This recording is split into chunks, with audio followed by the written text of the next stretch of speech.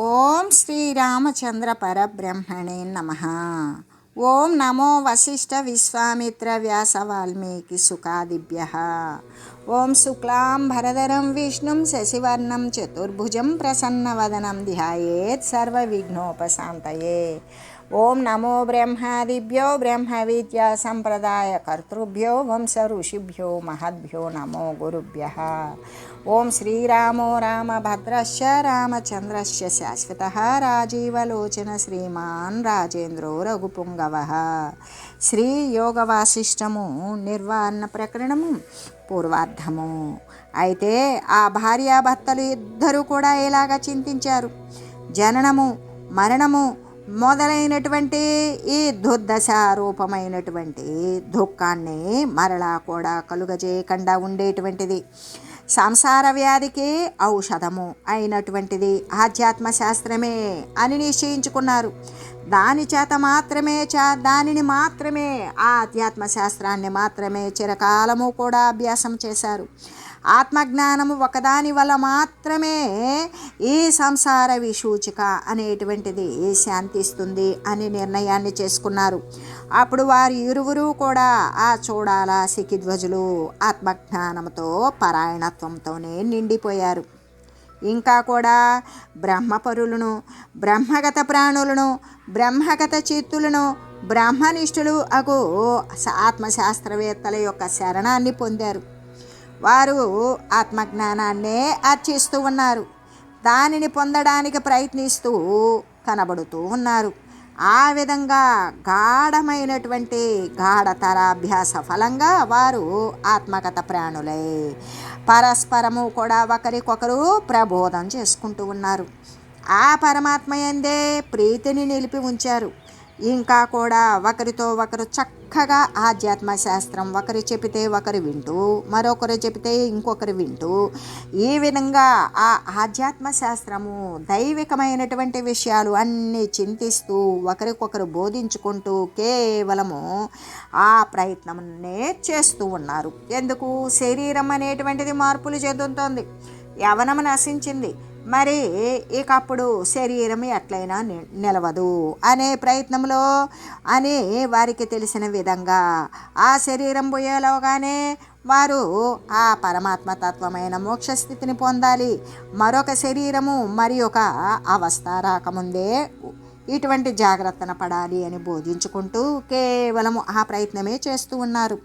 కాబట్టి ఓ రామచంద్ర, ఈ యొక్క ఆధ్యాత్మ శాస్త్ర విధుల దగ్గర అంటే శాస్త్ర విధులు ఏ ఆధ్యాత్మికము అంటే దైవిక తత్వం ఇటుది, ఏకరసీభూతమైనటువంటి సర్వవ్యాపకమైన పరబ్రహ్మ సత్తా ఇటువంటిది అని బోధించగలిగినటువంటి శాస్త్రవేత్తల దగ్గర, ఆ మహనీయుల దగ్గర, సర్వజ్ఞుల దగ్గర చూడాలా సంసార సాగర తరుణోపయోగాలను గురించి రమణీయ పదశోభితములను అయినటువంటి శాస్త్రము యొక్క అర్థాలను అనవరతము ఎల్లవేళలా నిర్వికాల మరి ఆమె నిద్ర లేచింది మొదలు నిద్రించేటంత వరకు కూడా అనవరతము ఎల్లవేళలా సదా సర్వకాలముల యందు కూడా ఆమె విని రాత్రి పగలు కూడా ఈ విధంగా ఆత్మవిచారణను చేయసాగింది. అవ్యాపృత వ్యాపృతావా ధియా ధవలయేద్ధయా ప్రేక్షే తావత్ స్వమాత్మానం కిమహం శ్యామితి స్వయం. శరీరం వ్యాపారాలను త్యజించినప్పటికీ లేదా త్యజించకపోయినప్పటికీ కూడా ఈ విచార మార్గాన్ని అవలంబించి ఆత్మదర్శనం అనేటువంటిది చేయాలి.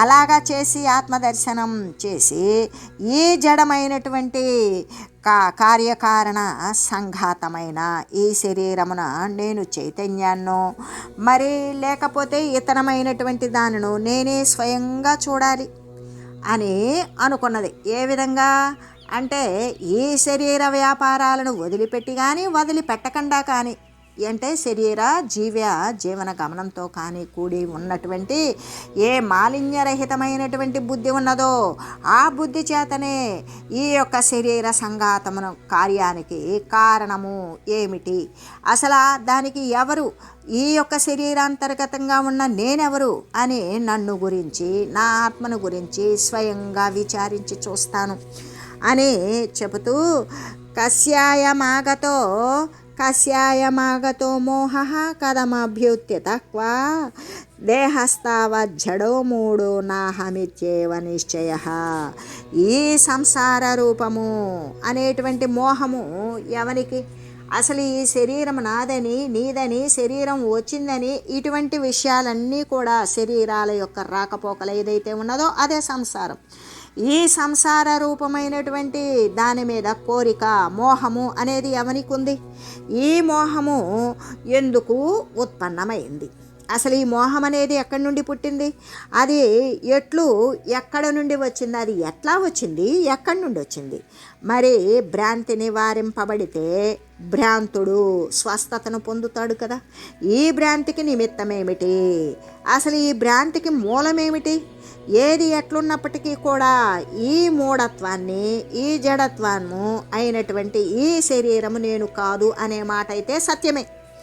ఎలాగంటే లోకమున నేను అని ప్రసిద్ధమై వెలయుచూ ఉన్నది జడము, మూఢమై ఉండడం లేదు కదా అని చెబుతూ, ఎలాగంటే ఆబాలమేవ తత్సంసిద్ధం మతౌ చైవానుభూయతే కర్మేంద్రియ గణశ్చాస్మాదభిన్నావయవాత్మక. అంటే బాల్యము నుండియే నేను అందరికీ కూడా మరి నేను స్థూల రూపుడను, నేను తెల్లని వాడను, నేను అనేటువంటి బుద్ధి వృత్తులు కూడా ఉదయించినప్పుడు ఈ విషయమే శరీరము జడము అనేటువంటి విషయం అనుభూతమవుతున్నది కదా. బుద్ధి వృత్తులు కనుక లేకపోతే శరీర జ్ఞానమే కలుగదు. అలా శరీర జ్ఞానమే కలుగునందువలన శరీరము జడమే అని తేలుతుంది. అందుకనే ఇంకా ఈ యొక్క చేతులు, కాళ్ళుతో కూడి ఈ యొక్క కర్మేంద్రియాలు, వాక్కు, పాణి, పాద, గుహ్యపాయువులు, ఈ కర్మేంద్రియాలతో కూడా శరీరము నుండి వేరు కాని అవయవాలే అగుచూ ఉన్నవి మరి అని చెబుతూ, ఎలాగంటే ఈ సంసార మోహము అనేటువంటిది ఎవరికి కలిగింది? అది ఎక్కడ ఆవిర్భవించింది? ఈ దేహము జడమైనది కదా, తెలివి లేనిది కాబట్టి అది నేను కాదు అనటం నిశ్చయము. ఇంకా కూడా నేను లావు వాడను, తెల్లటి వాడను, పొడవు వాడను, సన్నటి వాడను, ఈ మొదలైన అనుభవాలన్నీ కూడా ఆబాలగోపాలము అంటే చిన్నపిల్లల నుండి పెద్దల వరకు కూడా సర్వులకు కూడా ఆ బుద్ధి యొక్క వృత్తి ఉన్నందుచేతనే ఈ యొక్క హెచ్చు తగ్గులు అనేటువంటివి అన్నీ కూడా అనుభూతం అవుతూ ఉన్నవి కదా. కానీ స్వయంగా కానే కావు. ఒకవేళ బుద్ధి వృత్తులు లేకపోతే కానే కావు. కాబట్టి దేహము జడమైనదే అవుతూ ఉన్నది. అయితే ఈ కర్మేంద్రియ సమూహము అంటే ఈ దేహము యొక్క అవయవ రూపమే దానికంటే కూడా భిన్నమై వర్తిస్తూ ఉన్నది వేరే. ఆ అవయవి అంటే అవయవి వేరు, అవయవాలకు భేదము లేదు కదా. కాబట్టి వర్తించేటువంటిది అవయవములకు కూడా భేదము లేదు. కాబట్టి అవయవియగు దేహములాగానే అవయవములకు ఈ కర్మేంద్రియాలు కూడా జడమైనవే అవుతూ ఉన్నవి కదా అని చెబుతూ, బుద్ధీంద్రియ గణోప్యేవం జడ ఏవేతి దృశ్యతే. ఎలాగంటే అవయవాలకు భేదము లేదు అంటే లోపల ఉన్నవాడికి శరీరానికి మరి అవయవి అంటే లోపల ఉన్నటువంటి ఏ యొక్క సర్వము కలిపినటువంటి అవయవి, వాటిల్లో ఉన్నటువంటి ఈ అవయవాలకు కూడా భేదం లేని కారణం చేత ఈ రెండు కూడా జడాలే అగుచూ ఉన్నవి. బుద్ధేంద్రియాలు కూడా ఇలాగే శరీరావయవాలు లేకపోతే అవి కూడా జడాలే అని తేలుతూ ఉన్నది అని చెబుతూ, అంతేకాదు ప్రేర్యతే మనసా యస్మాద్యష్టేవ భువిలోష్టకః మనశ్చైవం జడం మన్యే సంకల్పాత్మక శక్తియత్. అంటే భూమి మీద కర్రచే రాతిలాగానే మనస్సు చేత జడమకు శరీరము చెలిస్తూ ఉన్నది. ఇప్పుడు భూమి మీద రాయి ఉన్నది, దాన్ని కర్ర చేత జరుపుతాం. అలాగే మనస్సు చేత జడమైనటువంటి శరీరం కూడా చెలిస్తూ ఉన్నది. కాబట్టి మనసు కర్రలాగాన సంయోగము యోగ్యమైనటువంటి ఈ ద్రవ్యమే అని తేలుతూ ఉన్నది. కానీ దీనికి సంకల్పాత్మకమైనటువంటి శక్తి ఒకటి ఉన్నది. ఆ శక్తి జడము యొక్క గుణమే అవడం వలన దీనిని కూడా జడమే అని అనవలసి వస్తూ ఉన్నది. అని చెబుతూ, ఎలాగంటే ఇదే రీతిగా జ్ఞానేంద్రియాలు కూడా జడాలుగానే కనిపిస్తూ ఉన్నవి. ఎలాగంటే జ్ఞానేంద్రియాలు అన్నప్పుడు ఈ యొక్క అంటే శ్రోత్రము అంటే చెవులు, మరి చర్మము, త్వక్కు అంటే చర్మము, చక్షువులు అంటే కన్నులు, జిహ్వ అంటే నాలుక, గ్రహణము అంటే నాసిక లేదా ముక్కు. ఇవి జ్ఞానేంద్రియాలు. అంటే చెవులు, చర్మము, కళ్ళు, నాలుక, ముక్కు. ఈ జ్ఞానేంద్రియాలు కూడా జడాలుగానే కనపడుతూ ఉన్నవి కదా. ఎలాగంటే ఈ లోకమున కర్ర చేత మట్టి గడ్డను కదిలించినట్లుగానే, ఇప్పుడు మట్టి గడ్డ ఉన్నది, దాన్ని కర్ర చేత నెట్టివేస్తాం. అలాగే మనస్సు చేత సంకల్పాత్మకమైనటువంటి మనస్సు కూడా జడమైనది అని నేను తలుస్తూ ఉన్నాను అని చెబుతూ, ఇంకా కూడా అంటే అవయవాలకు భేదము లేనందువలన, ఏ విధంగా అంటే ఈ రెండు కూడా జడాలే. ఈ బుద్ధేంద్రియాలు కూడా ఇట్లే శరీరం యొక్క అవయవాలే అయినందువల్ల ఇవి కూడా జడాలే అని తేలింది. భూమి మీద కర్ర చేత రాతిలాగానే మనసు చేత జడమైనటువంటి శరీరం కూడా చెలిస్తూ ఉన్నది. కాబట్టి మనసు కర్రలాగానే సంయోగయోగ్యమైనటువంటి ఈ ద్రవ్యమే అనే కదా తెలుస్తున్నది. కానీ దీనికి సంకల్పాత్మకమైనటువంటి శక్తి ఒకటి ఉన్నది. ఈ శక్తి జడము యొక్క గుణమే అవడం వలన దీనిని కూడా జడమే అని అనవలసి వస్తూ ఉన్నది.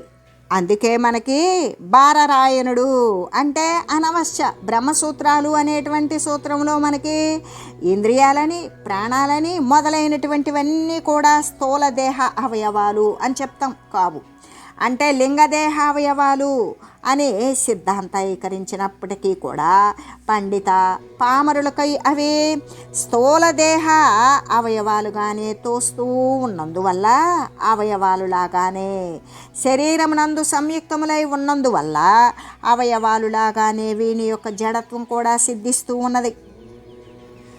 క్షేపణైరివ పాషాణః ప్రేర్యతే బుద్ధి నిశ్చయైః బుద్ధి నిశ్చయరూపైవం జడా సత్తైవ నిశ్చయః. అంటే కర్ర చేత రాతిలాగానే నిశ్చయాత్మకమైన బుద్ధి చేత ఈ శరీరాదులు ప్రేరేపింపబడుచూ ఉన్నవి. అందువలన కర్రను బోలేటువంటి ఈ బుద్ధి కూడా జడమే కదా. ఈ విషయమున ఏమైనా సందేహమా? లేనే లేదు అని చెబుతూ, ఖాతేనైవ శరీన్నూనం సాహంకారేణ నాహ్యతే అహంకారోపి నిస్సారో జడ ఏవ శవాత్మకః. పల్లపు తావు నది అందలి నీటిని ప్రవహింపజేయనట్లుగానే అహంకారం కూడా బుద్ధిని చెలింపజేస్తూ ఉన్నది. అంటే నీరేం చేస్తుంది అంటే పల్లానికి ప్రవహించినట్లుగానే అహంకారం కూడా బుద్ధిని ఎల్లప్పుడూ చెలింపజేస్తూనే ఉంటుంది. ఈ అహంకారము సారశూన్యమే అయి ఉన్నప్పటికీ కూడా శవంలాగానే జడమై కూడా ఉన్నది అని చెబుతూ, అంటే సంకల్పాత్మకమైనటువంటి మనస్సు జడమైనది అని తలుస్తాను. ఎలాగంటే యంత్రము చేత శిలలాగానే అది కూడా నిశ్చయమైనటువంటి బుద్ధిని ప్రేరేపింపజేస్తూ ఉన్నది కదా. అలాగే అదేవిధంగా ఆ నిశ్చయాత్మకమైనటువంటి బుద్ధి కూడా జడమే అయి ఉన్నది. అదేలాగూ అంటే మనకి తీరద్వయంలో మధ్యమున ఉన్నటువంటి, అంటే ఇప్పుడు ఏదైనా ఒక నీరు ఉన్నది అంటే అది నిమ్న ప్రదేశానికే అంటే పల్లానికే ప్రవహించినట్లుగానే ఆ బుద్ధి కూడా ఏం చేస్తుంది, అహంకారము చేత ప్రేరితమే అవుతూ ఉన్నది. ఆ అహంకారము కూడా శవంలాగానే జడమై ఉన్నది, నిస్సారమై ఉన్నది. అదేలాగూ అంటే ఇప్పుడు ఈ యొక్క అంతఃకరణాలన్నీ కూడా జడాలే అని చెప్పడం అనేటువంటి విచారణ ఈ విధంగా కొనసాగుతూ, ఎలాగంటే బాలుని చేత భ్రమరూపమైనటువంటి బేతాళము కల్పించబడినట్లుగానే అది జీవుని చేత చిదాభాసుని చేత కల్పించబడుచు ఉన్నది అని చెబుతూ, అంటే సుకుమారుడైనటువంటి బాలుడు ఈ యొక్క యక్ష బేతాళ భ్రమను కల్పించుకున్నట్లుగానే, అంటే జీవేన జన్యతే యక్షో బాలేనేవ భ్రమాత్మకః జీవశ్చ చేతనాకాశో వాతాత్మ హృదయే స్థితః. అంటే బాలుడు ఏం చేస్తూ ఉన్నాడు, ఒక ఒంటరిగా ఉండి ఒక పిశాచాన్ అనేటువంటి భ్రమను కల్పించుకుంటాడు. మరి ప్రాణోపాధితో కూడినటువంటి చిదాకాశమగు జీవుడు జీవత్వాన్ని తన యందు కల్పించుకున్నట్లుగా అలా కల్పించుకున్నాడు. బాలుడు కల్పించుకున్న పిశాచములాగానే ఈ ప్రాణము ఉపాధితో కూడినటువంటి చిదాకాశమైనటువంటి జీవుడు కూడా తన జీవత్వాన్ని తన యందే కల్పించుకున్నాడు. వాస్తవానికి అతడు ఈ యొక్క ప్రాణము కానీ ప్రాణముతో కూడినటువంటి ఉపాధికమైనటువంటి చిదాకాశం మాత్రమే అయ్యున్నాడు. కల్పితమైనటువంటి జీవుడు కూడా జడమే అని కదా గ్రహించాలి అనే చెబుతూ, అంతేకాదు సుకుమారోన్త్యంతరణ్యేన కేనాపి పరిజీవతి అహోను జ్ఞానమేతేన చేత్యోల్లేఖ కలంకిన. సుకుమారుడైనటువంటి ఈ జీవుడు తన యొక్క అభ్యంతరమున తన యొక్క అంతరంగమున ఉన్నటువంటి బింబ చైతన్యము చేత పరిపూర్ణుడై జీవిస్తూ ఉన్నాడు కదా. అయితే విషయ ప్రకాశనము అనేటువంటి కలంకం చేత దూషిత ప్రాయమై ఉన్నటువంటి సాక్షి చైతన్యము ఈతనిని ఎరిగి ఉన్నది అనే చెబుతూ, ఏమని అంటే ఇక్కడ హృదయమున ఉన్నటువంటి వాడు ప్రాణోపాధి రూపుడు సుకుమారుడు అయిన ఈ ప్రతిబింబ చిదాకాశ స్వరూపుడే అయిన ఈ జీవుడు కూడా అంతరంగమున మరొకని చేత అంటే స్వాంతర్యామి అయినటువంటి బింబ చైతన్యము చేతనే జీవిస్తూ ఉన్నాడు. అయితే ఇక్కడ ఏమని తెలిసింది అంటే సాక్షి రూపము చేత కలంకరూప దృశ్య విషయాలను ప్రకాశింపచేసేటువంటిది ఆది అంతము లేనటువంటి ఈ స్వరూపాన్ని చిద్రూపమైనటువంటి ఆత్మ వలన మాత్రమే ఈ జీవుడు కూడా జీవిస్తూ ఉన్నాడు అని కదా తెలిసింది అనే చెబుతూ, ఇంకా నిత్యమైనటువంటి ఆత్మరూపమైనటువంటి ఈ చిత్స్వరూపము వలన మాత్రమే జీవుడు జీవిస్తూ ఉన్నాడని తెలిసింది.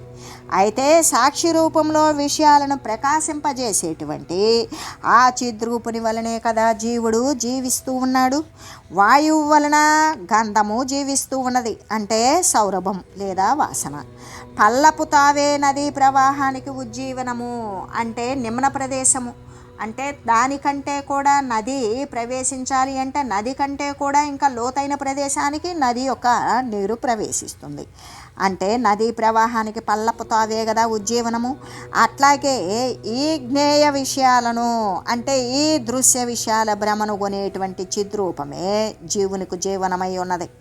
అంటే తాదాత్మ్యము అధ్యాసము చైతన్యమును జడముగా మార్చి జీవభ్రాంతిని కూడా కల్పిస్తూ ఉన్నది అని చెబుతూ, ఇది సంచిత్య చూడాల కేనైషా చేత్ప్రచేతని ఇది సంచింతయామాస చిరాయేత్తం వ్యబుద్యత అహోను చిరకాలేన జ్ఞాతం జ్ఞేయమనామయం యద్వై విజ్ఞేయతాం కృత్వా నా కశ్చిద్ధీయతే పునః. ఎలాగంటే ఈ ప్రకారంగా ఏ ఉపాయాన్ని అవలంబించినప్పటికీ కూడా ఆ విద్యావరణము అనేటువంటిది తొలగిపోతుంది, దృశ్య స్వప్నము నశించిపోతుంది, చిత్తానికి ప్రబోధము లభించగలుగుతుంది. అయితే చిత్తానికి ప్రబోధం ఎలా లభిస్తుంది అని ఆమె చింతించసాగింది. ఆ తర్వాత చిరకాలానికి ఆమె ఆత్మతత్వాన్ని ఈ విధంగా అంటే ఇప్పుడు మనం చెప్పబోయేటువంటి రీతిగా ఆమె గ్రహించి ఇట్లు అనుకోసాగింది. ఏమని అంటే సముద్ర జలముల పడినటువంటి అగ్ని జీవప్రకాశ స్వరూపాన్ని వదిలినట్లుగానే చైతన్యము కూడా ఉపాధి సంస్కారము వలన అంటే ఉపాధి యొక్క సంపర్కం వలన స్వస్వరూపాన్ని వదిలివేస్తుంది. ఎలాగంటే సత్తాంశము చిత్స్వభావము నుండి కూడా వేరుపడి ఘటపటాదుల సత్తతో ఏకీభావాన్ని పొందినట్లుగానే అగపడుతూ ఉంటుంది. ఆ చిత్సత్తయే ఘటము అంటే కుండ మొదలైనటువంటి యొక్క సత్త ఏదైతే ఉన్నదో ఆ ఘటాదులు కూడా ధ్వంసముంది మృత్తికతో మట్టితో కలిసిపోగా మరలా కూడా ఈ చిదాకాశమే కుండ వస్త్రముగాను వస్త్రము కుండగాను శూన్య సత్తగా అంటే అవి లేవు అనేటువంటి భావంగా అనుభవంగా మారిపోయి అభావ స్వరూపమే అగుతూ ఉన్నది. కానీ సమాధి దశ అనేటువంటిది లభించిందా, దాని వలన వచ్చేటువంటివన్నీ కూడా ఆసక్తి వలన సదసద్రూపాలను ధరిస్తూ ఉన్నవే అయ్యి విషయాలు అన్నింటినీ కూడా వదిలివేసి వెనువెంటనే ఈ యొక్క చైతన్యము చిదాకారాన్నే దాల్చుచూ ఉన్నది. ఈ రీతిగా చైతన్యమే విషయాల వైపుకు మరలిపోతుంది. అవిద్య ఆవరణము చేత, అజ్ఞానమయము చేత, అధ్యాస అనేటువంటి సమూహాల చేత కూడా స్వయంగా జడమైనది, శూన్యమైనది అయిన అసద్రూపమే అగుతూ ఉన్నది. మరలా కూడా అదే జ్ఞానము చేత మూలమైనటువంటి అవిద్యను కూడా నశింపజేస్తుంది. ఆ నశింపజేసి ప్రబుద్ధమే అవుతూ ఉన్నది. ఇలా విచారించి ఏ ఉపాయము అవలంబించితే ఈ అవిద్య అజ్ఞానము అనే ఆవరణ తొలగిపోతుంది. ఏ దృశ్య స్వప్నము దృశ్యము అనబడేటువంటి కళ నశించిపోయిందనుకో చైతన్యానికి ప్రబోధము లభింపగలదు అని ఆమె చింతించసాగింది. ఆ తర్వాత చిరకాలానికి, చాలా కాలానికి ఇలా చింతిస్తూ ఆమె ఆత్మతత్వాన్ని గురించి ఈ విధంగా అనుకోసాగింది. ఏమని? యద్వై విజ్ఞేయతం కృత్వా న కశ్చిద్ ధీయతే పునః ఏతే హి చిద్విలాసాంత మనోబుద్ధిన్ విషయాందయః. ఈ ఆత్మతత్వాన్ని గ్రహింపగలిగిన తర్వాత మళ్ళీ కూడా జారిపోవడం అనేటువంటిది ఇక ఉండనే ఉండదు. దీని యొక్క స్వరూపం ఏంటి అంటే సర్వ కోరికలు కూడా మరి ప్రాప్తి జరుగుతాయి. ఈ యొక్క సర్వకామన ప్రాప్తి అవ్వడం వలన ఎటువంటి కోరికకు కూడా కొరత పడదు. అంటే మనస్సు, బుద్ధి, ఇంద్రియాలు మొదలైనటువంటివన్నీ కూడా చిద్విలాసం యొక్క పరిచ్ఛేదనానికి కారణాలే అయ్యున్నవి అని చెబుతూ, ఓహో చైతన్యము అనేటువంటిది అంటే జ్ఞేయమై ఎటువంటి మార్పులు లేనిది అయి దుఃఖరహితమైనటువంటి అని చెబుతూ, దుఃఖరహితమైనటువంటి ఆత్మను చిరకాలానికి నేను ఇప్పుడు తెలుసుకున్నాను. దానిని కనుక ఆ ఆత్మతత్వాన్ని ఎరిగినట్లయితే ఇక ఎప్పుడూ కూడా ఎవడునూ కూడా పరమ పురుషార్థము నుండి మరలా కూడా ఎన్నటికీ జారిపోకుండానే ఉంటాడు కదా అని చెబుతూ, అంటే చైతన్యాన్ని పరిచ్ఛిన్నము చేసేటువంటి ఈ మనసు, బుద్ధి మొదలైనటువంటి చిత్తము, అహంకారము మొదలైన దృశ్య పదార్థాలు అన్నీ కూడా ఈ యొక్క అంటే ఈ దూషిత నేత్రము చేతనే అనంతః సర్వ ఏవాహో ద్వితీయేష్ను పదస్థితో. అంటే ఈ దూషిత నేత్రము చేత, దూషిత నేత్రము అంటే ఆ నేత్ర వ్యాధి ఉన్నటువంటిది, అంటే జబ్బు ఉన్నటువంటి కంటి చేత కల్పితమైనటువంటి రెండవ చంద్రునిలాగానే ఆ సద్రూపాలే అంటే భ్రాంతితో కల్పితాలే అయ్యున్నవి. అసంతః సర్వ ఏవాహో ద్వితీయేందు వదస్థితాః మహాచిదేకైవాస్తేహ మహాసత్యేతి యోచ్యతే. అసత్తైనటువంటి ఈ ప్రపంచమంతా కూడా రెండు చంద్రుల భ్రాంతిలాగానే కేవలము కల్పితం మాత్రమే అగుతూ ఉన్నది. నిజానికి ఇక్కడ మహాసత్తా అనబడేటువంటి మహా చైతన్యం కూడా ఒకటి మాత్రమే వెలయుచున్నది. నిష్కలంక సమాశుద్ధ నిరహంకార రూపిణి శుద్ధ సంవేదనాకార శివం సన్మాత్ర మచ్యుతం. అది కలంకరహితమైనది, సమస్వరూపమైనది, శుద్ధమైనది, అహంకారము వదిలివేసినది. కాబట్టి అహంకారం వివర్జితమే అయినది, శుద్ధ సంవేదనమే అయినది దాని స్వరూపము. అది భూమానంద స్వరూపమే అవడం వలన పరమ మంగళముతో నిండిపోయి సన్మాత్రమే అయినది. అది స్వస్వరూపముకు భూమానంద మంగళ స్వభావము నుండి కూడా ఏమాత్రము విచ్యుతిగానందువలన అచ్యుత పదమే కదా అని అనబడుతూ ఉన్నది అని చెబుతూ, కాబట్టి ఓహో చైతన్యానికి పరిచ్ఛిన్నమైనటువంటి రూపము మరి ఏదైతే ఉన్నదో ఈ మనసు, బుద్ధి, చిత్తము, అహంకారము, ఈ బుద్ధీంద్రియాది దృశ్య పదార్థాలన్నీ కూడా దూషిత నేత్రము చేత కల్పితమైన రెండవ చంద్రుని అసద్రూపాలే అంటే భ్రాంతి కల్పితాలే అయ్యున్నవి కదా. వాస్తవానికి విచారించి చూస్తే ఇక్కడ మహాసత్తా అనబడే మహా చైతన్యం ఒకటి మాత్రమే ఇక్కడ అలరారుచూ ఉన్నది. అది ఎటువంటిది అంటే కలంకరహితము, సమస్వరూపము, శుద్ధమైనది, అహంకార వివర్జితము. శుద్ధ సంవేదనమే దాని యొక్క స్వరూపము. అది భూమానంద స్వరూపమే అవడం వలన పరమ మంగళములతో నిండిపోయినది. సన్మాత్రము అది స్వస్వరూపముకు భూమానంద మంగళ స్వభావము నుండి అది ఎప్పటికీ కూడా జారనందువలన విచ్యుతిని ఉండటం లేకపోవడం వలన దానిని అచ్యుతము అనే కదా చెప్పబడుచూ ఉన్నది. అచ్యుతము అనే కదా చెప్పబడుచూ ఉన్నది అని చెబుతూ, ఒకసారి అవిద్యావరణము తొలగగా ప్రకాశించేటువంటిది, పవిత్రమును నిత్యము కూడా వికసించినటువంటి, అంటే నిత్యోదయ సహితమై వెలయుచూ ఉన్నటువంటిదే అయినా ఆ చిద్వస్తువే బ్రహ్మ. పరమాత్మ మున్నగు అంటే ఆ చిద్వస్తువే బ్రహ్మ, పరమాత్మ మొదలైనటువంటి పేర్ల చేత వేదాంతము మొదలైన ఆధ్యాత్మ శాస్త్రాల యందు కూడా లక్షణ ద్వారా కూడా పేర్కొనబడుచు ఉన్నది. చిత్తము, చేత్యము, దృశ్యము, చేతనము అనేటువంటిది, చిత్తము, చేత్యము, చేతనము అనే త్రిపుటి ఈ మహా చైతన్యము కంటే వేరైనదా? కానే కాదు. సాక్షీభూతమైనటువంటి ఈ మహా చైతన్యమే ఈ త్రిపుటికి చైతన్యాన్ని కూడా ప్రసాదిస్తూ ఉన్నది కదా. ఈ చైతన్యం వలననే ఇది అంటే త్రిపుటి చేతితమై, ఏ విధంగా చిత్త చేత్య చేతనాలు, ఇది చేతితమై ఏమవుతుంది? అనుభూతిని పొందుతుంది. అలా అనుభూతిని పొందుచూ కూడా కర్తృత్వాన్నే పొందుతూ ఉంటుంది. మహా చైతన్యం లేకపోతే త్రిపుటి స్వతంత్రంగా ఏమీ చేయజాలదు, అనుభవింపజాలదు. ఈ సాక్షి చైతన్యం ఏదైతే ఉన్నదో అది త్రిపుటి యొక్క ఆవిర్భావానికి పూర్వమే ఉండడం వలన, అంటే స్వతసిద్ధమే అయి ఉండడం వల్ల, సహజంగా సిద్ధించి ఉండడం వల్ల అద్యచిత్ అని అనబడుతూ ఉన్నది. దీని ఉనికి ఆ యొక్క త్రిపుటి జనితములైనటువంటి ప్రమాణాల మీద ఏమాత్రము కూడా ఆధారపడి లేదు అని చెబుతూ, విషయరహితమైనటువంటి చిత్తమే, ఈ చిద్రూపమే సాక్షియగు ఈ మహాచైతన్యం యొక్క శుద్ధ అక్షయ స్వరూపము.